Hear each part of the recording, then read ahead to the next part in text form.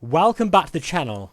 I've had the pleasure of testing out the new wide field of view lenses for the Pimax Crystal, and it's worth noting straight off the bat that these are prototype versions. They are not the final product. However, I'm going to give you my opinion on things so far. So these wide field of view lenses boast a much, wider, funny enough, horizontal field of view, up to around 115 degrees.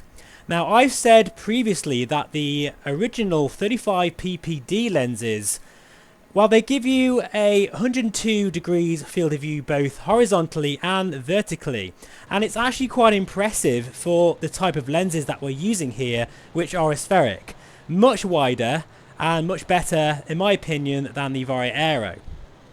However, unfortunately, I've got to say that overall I'm rather disappointed so far, for a number of different reasons. The first one being that there is absolutely an issue with binocular overlap.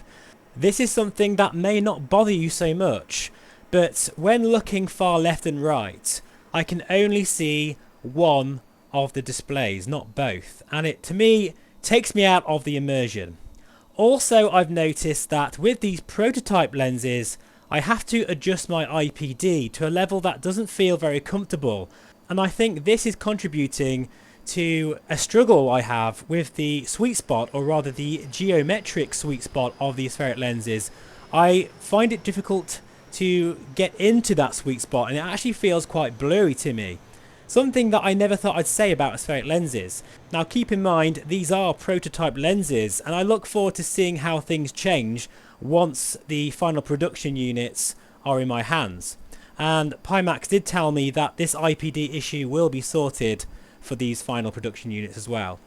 So, I mean, really overall, in terms of the thing you want to know the most, the field of view, there is a difference. There absolutely is a difference. I'm getting around 114, 113 degrees field of view.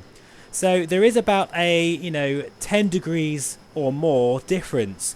Is that important to me though? Well, considering all of the other trade-offs, no, absolutely not. I prefer the original 35 ppd lenses. And when I go back to them, I'm struck once again how sharp they are. They just feel great to me. So at the moment, I can't really recommend them. I think it's going to be one of those things that some people may really enjoy, that extra field of view. But to be honest, I think for those of you out there that really want a massively wide field of view headset with the kind of clarity of the Crystal, you're better off waiting for the 12K QLED.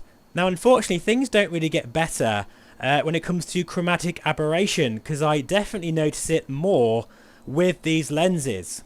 So I can only say really at this point that Pimax do need to refine these lenses and make them a lot better before I feel they're ready to be shipped out. And I'm sure they will take this feedback from me and all of the testers that are currently working hard to give them that valuable feedback. But apart from that, folks, well, my opinion about the Pimax Crystal in general remains to be the same.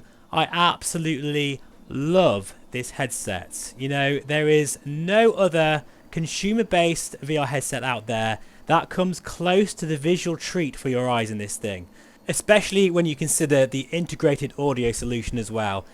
So that's my thoughts currently on the wide field of view lenses. I'm not much of a fan of them.